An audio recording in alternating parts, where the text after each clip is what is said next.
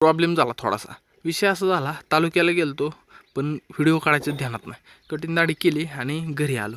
तर चला घरी आलो, आता रानात जायचं. तुम्हाला एक इंटरेस्टिंग गोष्ट दाखवायची. त्याच्या आधी लाईक, फॉलो आणि शेअर करायचं विसरायचंच नाही आणि कमेंट बी ठोकायची जोरा. भावांनो, मका न्यायला आलोय आणि हे बघा हे काय केलंय इथं रानात. तुम्हाला खोटं वाटेल, हे बघा हे पाऊलं येतं, हे कशाचं आहेत काय माहित नाही. बऱ्याच ठिकाणी अजून दाखवतो तुम्हाला. हे बघा, हे बघा कसं इथं करून टाकलं. हे बघा, हे बघा तिकडं पण बऱ्याच ठिकाणी केलंय अजून. हे बघा त्या गावात कशाने राहडा केलाय काय माहिती एवढा. मस्त जनावर येत आहे ही. तिकडं पण आहे, तिकडं पण खाल्लंय.